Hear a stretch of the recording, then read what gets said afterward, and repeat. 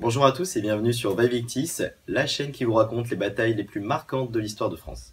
Je m'appelle Théophile et voici Louis. Salut tout le monde, aujourd'hui je suis chaud comme la braise pour vous présenter notre première bataille, la célèbre bataille de Bouvines. Si vous ne le saviez pas, la bataille de Bouvines opposa le 27 juillet 1214 les armées de Philippe Auguste, roi de France, à celles de la coalition formée par Jean sans Terre, roi d'Angleterre. Mais comment en sommes-nous arrivés là? Depuis les débuts de son règne, Philippe Auguste s'avère être un conquérant remarquable. Celui-ci a étendu le domaine royal, auparavant pas plus grand que la région parisienne, en conquérant le duché de Normandie, les comtés d'Anjou, du Maine et du Poitou, au détriment du royaume d'Angleterre, qui ne conserve plus que le duché d'Aquitaine sur le continent.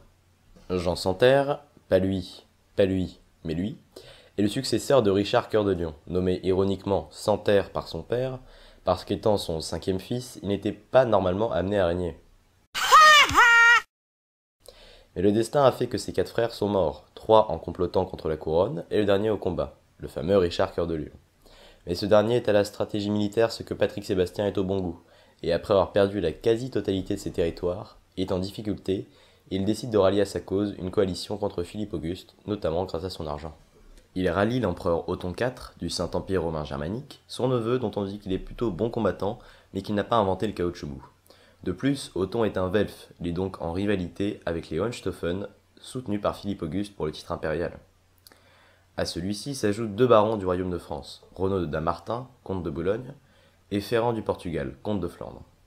Renaud est un ami d'enfance de Philippe Auguste, adoubé par le roi lui-même. Ferrand, lui, avait refusé d'aider le roi lors d'un plan d'invasion de l'Angleterre. Ils sont tous deux considérés comme des traîtres par les Français. Pour récapituler, Philippe Auguste est donc opposé à Jean sans Terre, roi d'Angleterre, Othon IV, empereur du Saint-Empire romain germanique, Renaud de Damartin, comte de Boulogne, et Ferrand du Portugal, comte de Flandre. Le plan des coalisés est simple.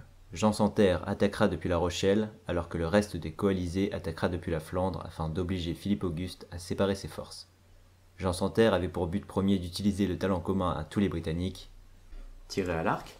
Non, fuir, en essayant d'attirer l'armée française le plus loin de Paris pour aider Othon. Mais Philippe, malin, comprit le plan de Jean sans Terre et s'arrêtait à Chinon pour séparer son armée, laissant des soldats à son fils, le futur Louis VIII le Lion. Jean sans Terre n'a plus de forteresse dans l'Anjou depuis sa défaite. Il décide donc d'en assiéger une pour sécuriser son avancée. Il choisit la forteresse de la Roche-aux-Moines. Mais celui qui dirige cette forteresse, le sénéchal Guillaume d'Anjou, ne l'entend pas de cette oreille. Bien que totalement désavantagé militairement, il refuse de se rendre. Le temps de préparer le siège, Louis VIII arrive et Jean sans Terre prend la fuite sans combattre, en abandonnant ses engins de siège.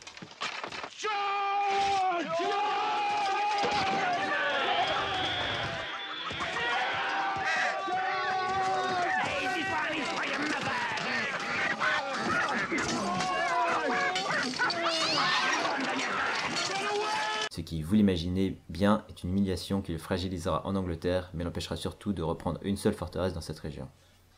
Les Angliches ayant filé à l'anglaise, il reste encore la menace de la deuxième armée coalisée qui se rassemble en Flandre.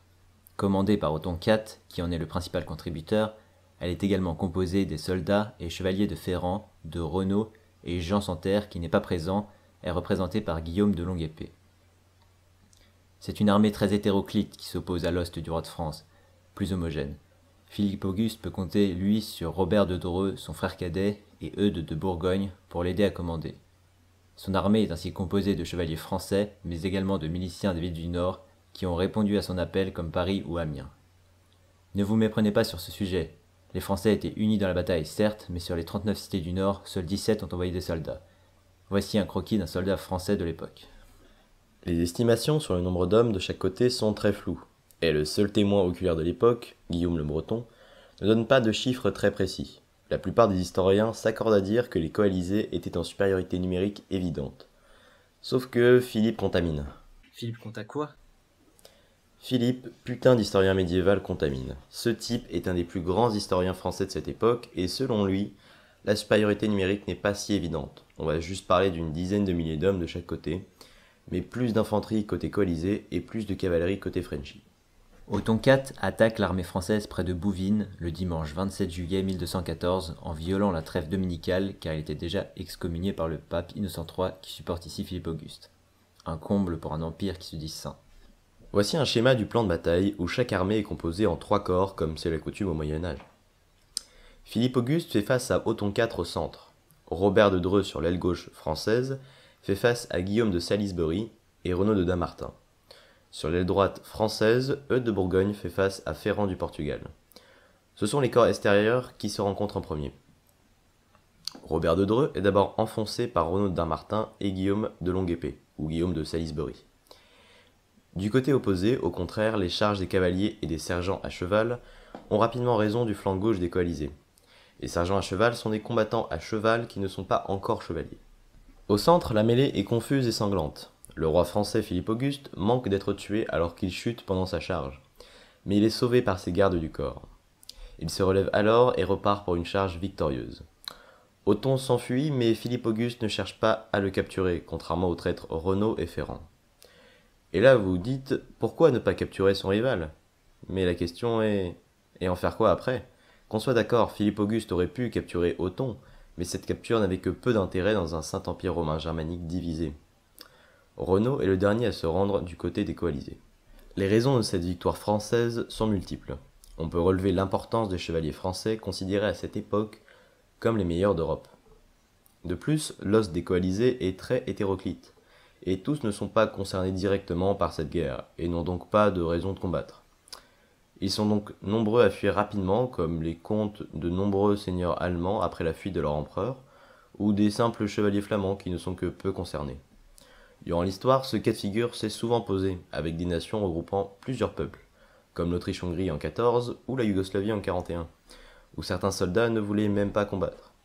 Je refuse d'aller me battre pour soutenir une politique d'expansion territoriale dont je ne reconnais pas la légitimité. Nous allons maintenant nous intéresser aux conséquences de cette bataille. Bouvines fut une importante bataille de l'histoire qui dessina l'histoire européenne avec la présence des 3 futurs grands pays européens, la France, l'Allemagne et l'Angleterre. Tout d'abord, elle permet au royaume de France de s'étendre. Jean sans Terre ne possède plus que le duché de Guyenne dans le sud-ouest sur le continent. L'autorité royale est affermie, et le royaume de France s'affirme encore plus en Europe où sa population et sa richesse lui permettent de devenir une grande puissance européenne. Pour Jean sans Terre, en Angleterre, cette bataille ainsi que celle de la Roche-aux-Moines est une catastrophe.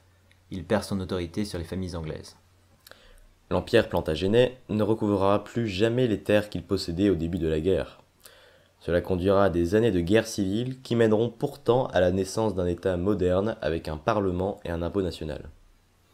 Du côté du Saint-Empire, Othon IV abdique 4 ans plus tard et est remplacé par Frédéric de Hohenstaufen, le futur célèbre Frédéric II, soutenu par Philippe Auguste. La célébrité de la bataille tient aussi beaucoup au fait qu'elle a été reprise par les historiens pour écrire le roman national nécessaire après la défaite contre la Prusse en 1870. Et oui, l'instrumentalisation de cette bataille ne date pas de Marion Maréchal Le Pen. C'était la bataille où les Français avaient vaincu l'envahisseur allemand.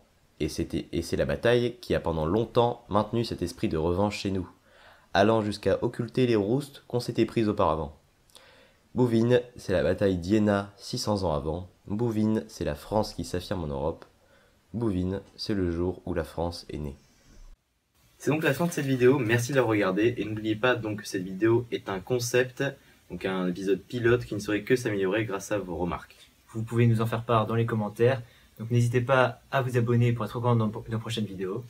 Et donc le mot de la fin. Mondukans etiam est initium beatitudinis. À la prochaine.